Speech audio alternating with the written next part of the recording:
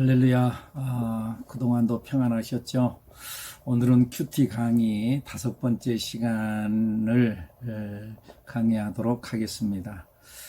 큐티 하는 데 있어서 우리가 해야 할 훈련이 5가지가 있다고 했습니다. 그 첫째는 큐티는 한적한 곳으로 가는 훈련이다. 그런 말씀을 드렸었죠. 둘째는 큐티는 하나님이 하시는 말씀을 찾아내는 훈련이다. 셋째는 큐티는 주신 말씀을 기억하는 훈련이다. 오늘 그거 말씀드리려고 그래요. 하나님의 말씀, 하나님께서 주신 말씀을 기억하는 것, 곧 묵상하는 훈련이다는 거죠. 큐티는 하나님께서 우리 주변에서 하시는 일을 우리가 바라보고 반응하는 삶입니다. 그렇다면 무엇으로 우리가 반응을 보이는가? 그것은 말씀을 통해 깨닫는 삶으로 반응을 보이는 것입니다. 곧 묵상하는 삶이란 말씀을 받는 삶을 의미합니다. 말씀을 받는 것이 왜 중요한가? 말씀은 생명입니다. 성경에 그랬죠. 내가 너에게 이르는 말은 영이요 생명이라고 했습니다. 우리가 하나님의 말씀에 주목하고 수용하며 반응하지 않으면 안 되는 이유가 바로 이것입니다.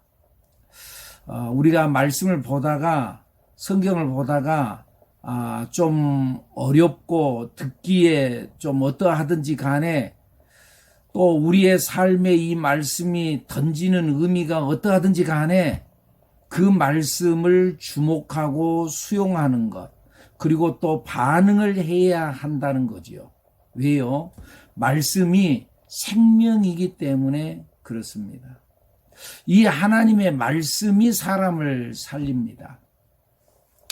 언젠가도 제가 우리 그 간증 비슷하게 해서 우리 한 성도님 이야기를 했는데요. 어느 한 집사님이 저에게 이제 그런 문자를 쪽지를 보내왔었어요. 정말 너무 삶이 힘들고 어려우니까 인생을 이제 이번에 한번 끝내버리고 싶다. 그런 말이죠. 그런데 오늘, 주일 예배 드리고, 그리고 이제 뭔가 결단을 하겠다. 그런 마음 먹었는데, 그날 들리는 하나님께서 주셨던 말씀, 목사님을 통해서 주셨던 설교 말씀이 뭐냐면은 삼손의 머리가 자랐다. 머리카락이 다시 자라났다는 거죠. 다시 자라나서 다시 회복되어졌다. 그 말씀을 듣고 다시 그가 인생을 회복하고 다시 시작했다는 그런 고백의 글을 써서 보내왔던 적이 있었습니다. 죽고 싶었는데 말씀을 통해서 다시 살아났다는 이야기지요. 여러분, 말씀이 사람을 살리고 말씀이 생명입니다. 요한복음 6장 63절에 그러죠. 살리는 것은 영이니 육은 무익하니라. 내가 너에게 이르는 말은 영이요 생명이라고 말씀하지 않았습니까? 또 히브리서 4장 12절에서도 하나님의 말씀은 살아있고 활력이 있다. 하나님의 말씀은 살아있는 말씀이라는 거예요. 그러니까 이 말씀을 내 가슴에 새기고 이 말씀을 받아들일 때 우리가 살아나는 거죠. 요한복음 15장 7절에서도 그런 말씀하죠. 너희가 내 안에 거하고 내 말이 너희 안에 거하면 무엇인지 원하는 대로 구하라. 그리하면 이루리라. 그 말씀을 하죠. 하나님의 말씀이 우리 안에 거한 상황에서 우리가 기도하면 무엇인지 원하는 대로 기도하면 하나님께서 응답하신다는 거예요. 하나님의 말씀이 우리 안에 거한다는 의미가 뭐예요? 말씀을 묵상한다는 거지요. 그러면 그 말씀을 묵상한다는 것은 무엇인가? 어떻게 묵상을 하는가? 오늘 그 말씀을 5가지로 말씀을 드리려고 합니다. 첫째는 주신 말씀을 기억하라는 거예요. 큐티란 오늘 나에게 주신 말씀을 잊지 않고 기억하는 일이에요. 다시 말하면은 말씀을 듣고 잊지 않는다는 말은 되새김질하는 걸 말하죠. 소가 가만히 앉아 있으면서도 계속 입을 이렇게 오물거리는 것은 그 안에 먹었던 그 풀을 다시 끄집어내 갖고 되새김질 하는 거죠, 소가. 그런 것처럼 우리가 오늘 말씀을 들었어요. 그런 말씀을 계속 생각하는 것. 그것이 곧 묵상이라는 거죠. 큐티하는 것. 여기에서 그 말씀을 암송하면, 말씀을 그대로 암기하면 더 좋죠. 그래서 결정적인 순간에 암송했던 말씀이 다시 기억이 나는 거죠. 얼마 전에 우리 교회 한 집사님이 아침에 새벽에 출근하다가 교통사고를 당했어요. 그런데 그 아내가 이 교통사고 소식을 듣고 차를 타고 이렇게 가는 도중에 목사님이 평소에 자꾸 들려주었던 말씀이 생각이 나더라는 거예요. 그 말씀이 뭐냐? 평안을 너희에게 끼치노니 곧 나의 평안을 너희에게 주노라. 내가 너희에게 주는 것은 세상이 주는 것 같지 아니하니 너희는 마음에 근심하지도 말고 두려워하지도 말라. 평안을 너희에게 끼친다. 이 말씀이 생각이 나더라는 거지요. 그러면서 오히려 마음이 평안해지고, 그리고 막상 도착해서 자기 남편, 다친 그 남편을 바라보면서 그래도 하나님 앞에 감사했다는 거죠. 둘이 부부가 이렇게 손을 잡고 이만큼만 다치게 해주셔서 감사하다고 그런 고백을 했대요. 그 본인이 저에게 그렇게 고백한 말씀이지요. 그러니까 말씀을 기억하는 거죠. 암송하는 게 중요한 거죠. 그때의 그 말씀이 생각난다는 거죠. 시편 119편 15절 16절에 이런 말씀이 나옵니다. 내가 주의 법도를 작은 소리로 읊조리며 주의 길들에 주의하며 주의 율례들을 즐거워하며 주의 말씀을 잊지 아니하리이다. 이렇게 고백하는 거죠. 주의 법도를 작은 소리로 읊조리며 자꾸 씹는 거죠. 되새김질하는 거죠. 주의 길들에 주의하며 주의 율례들을 즐거워하며 주의 말씀을 잊지 아니한다. 주신 말씀을 기억하는 여러분들이 되기를 바랍니다. 묵상을 어떻게 하는가? 둘째, 주신 말씀에 순종해야 합니다. 큐티란 뭐냐? 주신 말씀을 혹은 또 감동하신 말씀에 철저히 순종하는 것이지요. 그러니까 그 사람의 믿음의 척도, 믿음의 잣대, 그 사람이 믿음이 있냐 없냐 그걸 알아볼 수 있는 것은 그 사람이 말씀에 순종하는가 순종하지 않는가. 그걸 보면은 저 사람 믿음이 있는 사람, 저 사람 믿음이 없어. 말로는 믿는다고 그러는데 말로는 청산유수처럼 하는데 믿음이 없어. 뭘 보고요? 순종하지 않는 걸 보고. 그래서 순종에는 세 가지 순종이 있다고 그러잖아요. 어떤 순종이요? 첫째, 즉시 순종. 둘째, 끝까지 순종. 셋째, 열매가 있는 순종. 무조건 순종한다고 해서 사람대로 하기만 하면 되는 게 아니라 열매가 있는 순종을 해야 한다는 거예요. 그 중에 두 번째, 끝까지 순종을 하냐는 거죠. 좀 변함없이 우리 끝까지 가야 되는데, 사랑하는 여러분, 우리 끝까지 순종하십시다. 순종하되 하기 쉬운 것만 또 순종하지 말고 자기 수준에서 한 단계 좀 업그레이드 시켜가지고 하나님의 말씀에 순종하고자 할 때 성장할 수 있는 거죠. 내가 할 수 있는 거 이만큼만? 그게 아니고 한 단계 좀 업그레이드해서. 그러니까 봐보세요. 우리가 학창시절에 공부를 해요. 우리가 한 학년이 맞춰지고 1학년을 마치고 2학년에 올라가는데 1학년의 모든 지식을 다 알고 난 후에 2학년 올라가는 거 아니잖아요. 몰랐어요. 그래도 2학년에 올라가요. 근데 2학년에 올라가서 2학년 것을 배우다 보면은 1학년 것이 이해가 되고 나중에 보면 알아져요. 신앙도 마찬가지예요. 사역도 마찬가지예요. 내가 어떤 일에 있어서 감당할 만하니까 그 일을 감당하는 것이 아니라 감당할 수 없어요. 그런데 감당하려고 애쓰다 보면은 감당할 수 있는 힘이 주어져요. 직분도 그래요. 여러분들 나름대로 각자의 나름대로 직분이 있어요.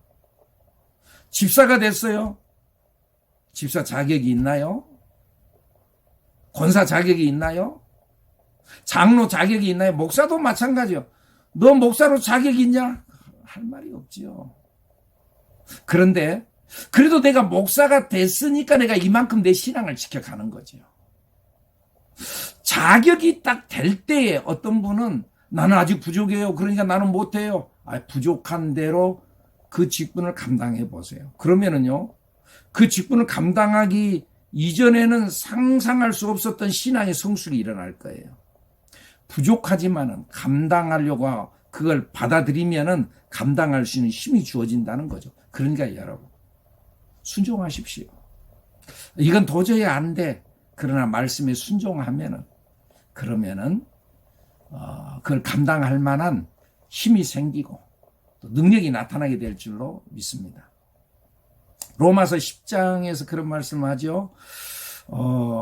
사람이 감당할 시험밖에는 너희가 당한 것이 없나니 오직 하나님은 미쁘사 너희가 감당하지 못할 시험당함을 허락하지 아니하시고 시험당할 즈음에 또한 피할 길을 내서 너희로 등에 감당하게 하시느니라. 그 말씀을 하시죠. 감당할 시험밖에는 너희가 당한 것이 없다.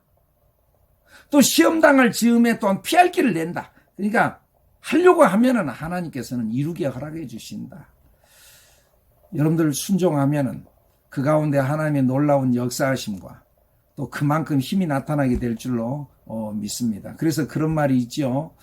우리가 어떤 그 감당할 만할 때 그 일을 힘만큼 일하는 것이 아니라 일만큼 힘을 주신대요. 의미를 아시겠죠? 힘만큼 일하는 것이 아니라 일만큼 힘을 주신다는 거죠. 일만큼. 할렐루야. 그러니까 자꾸 일을 놓으려고 하지 말고 뭔가의 일을, 뭔가의 하나님의 일과 사명을, 하나님께서 내게 주신 직분을 거룩한 욕심으로 감당하려고 애쓰는 여러분들이 되기를 축복합니다. 우리가 묵상을 어떻게 할 것인가? 세 번째, 주신 말씀을 마음에 간직하라는 거죠. 이 간직한다는 이 말은 받아들이는 것을 의미합니다. 튕기는 것이 아니고, 튕기는 마음이 아니고. 여러분, 종종 제가 이제 강단에 서서 설교를 하잖아요. 그 말씀이 아멘, 아멘 하고 이렇게 해서 흡수가 되는 경우도 있지만은 말씀이 튕기는 경우도 있습니다. 그 말이 어떤 말인지 이해가 되시나요? 말씀이 튕겨요.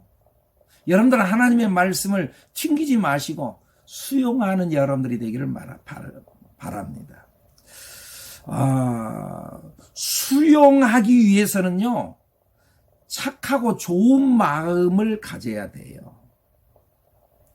그러니까 여러분 봐보세요. 하나님의 말씀은 모두 다 듣기 좋고 이해가 되는 것만은 아니잖아요.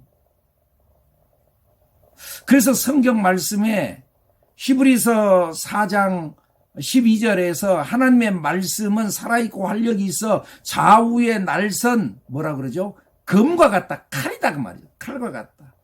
그래서 그의 혼과 영만이 아니라 심지어는 및 관절과 골수까지 찌른다는 하나님의 말씀이 그의 가슴에 확 들어가면 마음이 막 아프기도 한데 나중에는 그 아픈 것이 몸까지 아파버리기도 한다는 거지요. 칼이라는 거지요. 그런데 그럼에도 불구하고 하나님의 말씀이면은 아멘 할 때, 그럴 때 그 가운데 하나님의 역사하심이 있는 거죠. 하나님께서 어느 날 아브라함을 부르지 않습니까? 아브라함아, 예, 내가 여기 있습니다. 내 아들 이삭을 내게 바쳐라. 청천벽력 같은 말씀이지 않습니까? 그러나 아브라함은 순종하지요. 순종하죠. 이게 어디에서 나올 수 있느냐? 착하고 좋은 마음, 옥토와 같은 마음. 마태복음 13장에 보면은 네 가지 마음밭에 대한 이야기를 나오잖아요. 그 네 가지 마음밭, 돌짝밭, 또 가시밭, 길가밭, 돌짝밭, 가시밭, 그리고 옥토, 좋은 밭. 우리 옥토가 돼야 합니다. 그래서요, 누가복음 8장 15절에서는 이 옥토를 좋은 땅에 있다는 것은 착하고 좋은 마음으로 말씀을 듣고 지키어 인내로 결실하는 자다. 착하고 좋은 마음. 착하고 좋은 마음. 그래서요, 착하고 좋은 마음이 되기 위해서는 우리 속에 있는 잡다한 돌과 가시덤불을 제거해야 됩니다. 그것이 뭐예요? 우리 속에 숨어있는 죄, 상처나 어떤 쓴뿌리, 어떤 선입견, 이거 제거해야 됩니다. 걱정, 근심, 염려, 욕심, 이것들을 뽑아내야 됩니다. 돌을 제거해내야 된다는 거죠. 그래서 사람들은요, 능력을 원해요. 그런데 능력이 뭔 줄 아세요? 능력은요, 죄가 없는 거룩이 능력이에요. 거룩보다, 순결보다 더 큰 능력은 없어요. 그래서요, 세상에 제일 무서운 사람은 돈 있고 권력이 있는 사람, 총칼이 있는 사람이 아니고 깨끗한 사람이 가장 무서운 사람이래요. 죄가 있으면 하나님께서 우리 기도를 듣지 않아요. 여러분, 그 영화 한번 보셨나요? 1994년 오래된 영화예요. 포레스트 검프라고 하는 그 영화가 있는데요. 그 톰 행크스가 주연을 하죠. 이게 실화를 바탕으로 해서 찍은 영화라고 그래요. 그런데 이 포레스트 검프라고 하는 이 어린아이가 태어나는데 아주 지능지수가 낮은 어린아이로 태어나죠. 근데 나중에 그가 이제 초등학교 다니는 중에 다른 아이들에게 막 놀림을 받고 막 그러는 중에 나중에 친구들이 자기를 놀리니까 막 도망가고 그러는데 도망가는 중에 달리기 재능이 있다는 것을 알게 돼요. 나중에는요, 그가 대학 시절에 미식 축구에서 그걸 스카웃에 가요. 그런데 거기에서 스카웃해 가지고 거기에서 능력이 발휘돼서 대통령을 만나는 그러한 경험을 해요. 그리고 그 미식 축구에서 또 단련된 그 몸을 가지고 베트남전에 또 참전을 해요. 그가 원래 또 달리기를 잘하고 체력이 좋으니까 그 전쟁터 속에서 또 위험한 상황인데 자기의 동료들 한 소대를 다 또 구출해내요. 위험한 상황 속에서 막 짊어지고 그래가지고는 또 구출해내요. 그 공력을 인정받아서 또 큰 훈장을 받고 대통령 앞에 서서 훈장을 또 받기도 해요. 나중에는요, 또 그가 군대에 있으면서 탁구에 재능이 있는 것을 발견해가지고 탁구를 쳐요. 근데 나중에 이게 선수로 발탁이 되어지고 미국 국가대표가 돼요. 그래가지고는 세계에 나가서 탁구 선수로 또 활약을 발휘해요. 그러다가 나중에 이 탁구 그 라켓 업체에서 광고 한번 찍어달라 그래서 내가 탁구 라켓을 나는 이 라켓을 씁니다. 그 말 한마디만 하면 된다고 그래가지고 그 말 한마디 했는데 엄청난 돈을 또 자기에게 주고요. 그래서 큰 거부가 되죠. 근데 이제 그걸 가지고 또 새우잡이 배를 사가지고 또 열심히 일을 한다고 하는데 그런데 또 그 새우잡이 배가 처음에는 잘 안 되죠. 한 마리도 못 잡죠. 근데 나중에 큰 풍랑이 일어서 다른 새우잡이 배들이 다 파손당하고 그 배만 남게 되고 또 새우를 많이 잡아 끌어올리죠. 그래서 엄청난 재벌이 돼요. 근데 군대에서 함께 있었던 자기의 상사에게 모든 걸 다 물려주고 다시 또 달리기를 하고 여러 가지 사연들이 있어요. 근데 하여간 어쨌든 여기에서 강조하고 싶은 이야기는 뭐냐면 한 사람의 생에 이 포레스트 검프라는 사람이 지능지수가 낮아요. 그런데 순수해요. 깨끗해요. 계산할 줄 몰라요. 그래서 사람들이 감동을 받고 그리고 실패했음에도 불구하고 꾸준히 가요. 그러니까 결국은 성공해요. 무엇 때문에? 그의 순수함 때문에. 여러분, 순수한 사람이 무서운 거예요. 그래서요, 천국은요, 어떤 완제품과 같은 상품으로 주어지는 것이 아니고, 천국은 말씀의 씨앗으로 주어지는 거예요.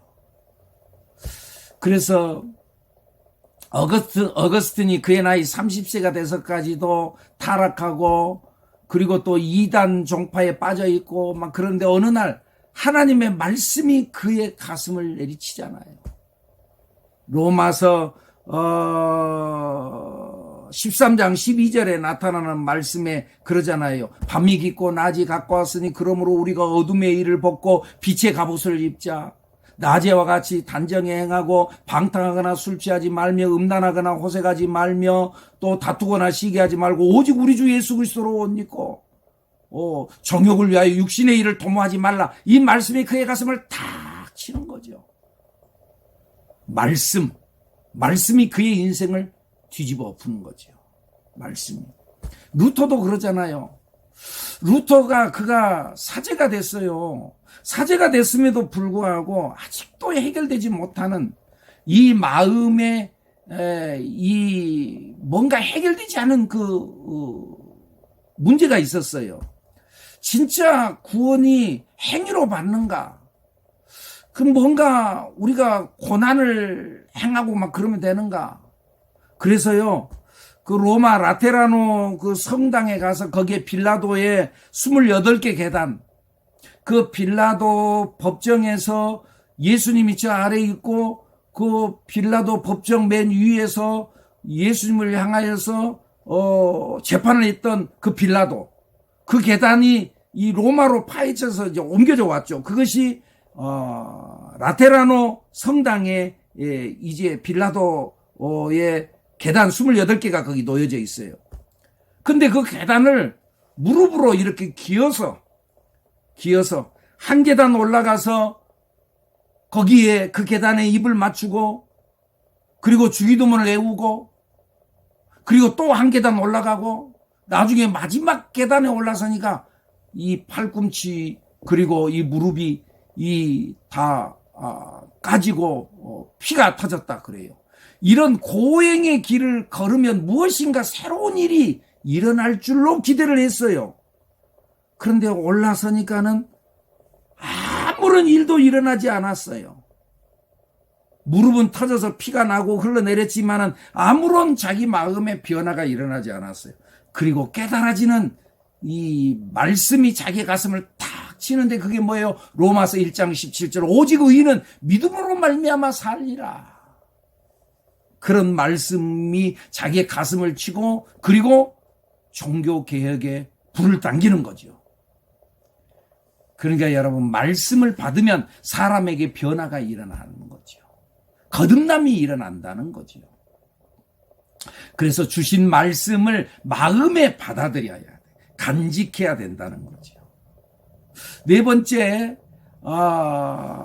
어떻게 묵상을 어떻게 하는가? 네 번째, 주신 말씀을 받아 주님은 나에게 말씀하십니다 라고, 주님은 나에게 이렇게 말씀하십니다 라고 기록하라는 거죠.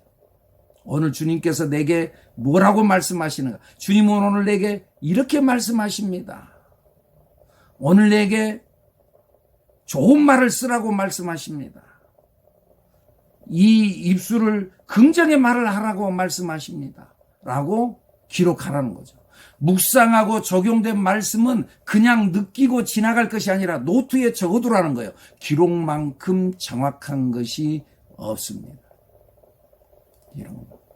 기록해 두면 나중에 잊어버리지 않고 넘어졌을 때 처음 주신 말씀을 붙들고 다시 일어날 수 있습니다. 그러므로 주님은 나에게 이렇게 말씀하십니다라고 기록해 두라는 거죠. 다섯 번째, 묵상을 어떻게 할 것인가? 묵상을 하고요. 그 다음에 적용, 결정으로 가야 되는 거죠.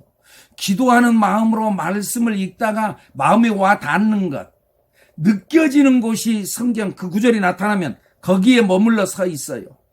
그리고 그 안에서 하나님의 현존과 사랑을 느끼며 머물러 있으라는 거죠. 그리고 말씀을 한 단어씩 또는 한 소절씩 또는 한 문장씩을 읽으면서 의미를 한번 되새겨 보라는 거죠. 되새김질. 여러분들 아시겠죠? 그리고 그 말씀과 자기 자신의 모습을 비교해 보라는 거죠. 이것이 묵상이라는 거예요. 그리고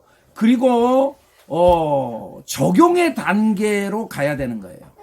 말씀에서 제시하는 대로 순종하기 위해서는 내가 어떻게 변화해야 하는지 그 방법을 찾는 것이 적용이에요. 그리고 그것을 실천하는 것이 결정이에요. 무엇을 실천했는가? 여러분들 기억하십시오. 행함이 없는 믿음은 죽은 것이라고 그랬어요. 결정하고 결단하고 실천해야 된다는 거죠. 지난 시간 말씀드렸던 묵상에 도움이 되는 5가지 기준 기억나신가요? 일명 스페이스, 어떤 여유, 공간, 명상이라는 것. 스페이스, 방법 S, since to confession, confess, 자백해야 될 죄를 고백하라는 거예요. promise, 붙잡을 약속을 붙잡으라는 거죠. 말씀을 붙잡으라는 거죠. 그리고 액션. 우리가 액션 to avoid, 피해야 할 행동은 무언가? C, command to obey, 순종해야 할 명령은 뭔가? 마지막 E, example to follow, 따라야 할 모범은 뭔가? 스페이스 방법이 있다고 그랬어요. 오늘 또 하나 이야기를 한다면은 3P 방법이 있어요. 3P 방법. 첫째, 퍼스널이라는 거죠. 개인적이어야 된다는 거죠. 자꾸 우리가 말씀을 들었어요. 그 말씀을 또 깨달았어요. 다른 사람에게 적용하지 말고 자기에게 적용시켜야 돼요. 자기에게. 누가 들어야 되는데, 누가 깨달아야 된다. 아니에요. 내게 주신 말씀이에요. 둘째는 프랙티컬이라는 거죠. 실제적이어야 된다는 거죠. 자꾸 추상적으로 말하지 말라는 거죠. 구체적으로. 추상적이 아니에요. 구체적이어야 된다. 셋째, 파시블. 3P 파시블. 가능한 적용을 해야 된다는 거죠. 그러니까 가능한 적용, 오늘 실천할 수 있는 것으로 하라는 거죠. 하나 더 이야기할게요. 네 번째, 액츠 방법이에요. 4가지 방법. 액츠, ACTS, 액츠 방법. 애도레이션, 경배. 하나님을 찬양하는 글을 한 문단 정도 써보세요. 시편을 자기의 말로 바꿔 쓸 수도 있고, 혹은 하나님의 속성에 초점을 맞춰서 생각나는 대로 하나님의 속성, 사랑의 하나님, 두려우신 하나님, 나에게 개인적으로 다가오시는 하나님, 뭐 여러 가지 하나님의 속성을 생각나는 대로 한번 나열해 보는 거예요. 혹은 또 한 가지 속성을 기록해 놓고 깊이 묵상해 보는 것도 괜찮죠. 경배, 애도레이션. 둘째, C, confession. 고백하는 거죠. 나의 죄를 낱낱이 내 입술의 단어로, 하나님, 내가 교만했습니다. 겸손하게 살겠습니다. 하나님, 내가 오늘 또 거짓말했습니다. 하나님, 진실을 말하겠습니다. 입술의 단어로 표현하라는 거죠. 혹은 기록할 수도 있어요. 자기의 죄를 있는 그대로 기록해 보세요. 그럼 나중에 자기 죄가 눈에 보이는 거예요. 그리고 회개하는 거예요. 셋째, T, Thanksgiving, 감사하는 거죠. 하나님께서 응답하신 기도와 영적인 축복과 금전적인 축복, 관계 면에서의 축복에 대해서 거죠. 네 번째, supplication, 간구하는 거죠. 간구할 제목을 하나님 앞에 4 영역으로 나누어서 기도할 수 있어요. 첫째는 하나님의 사역을 하는 부분을 위해서 첫째 기도하는 거죠. 둘째, 사역을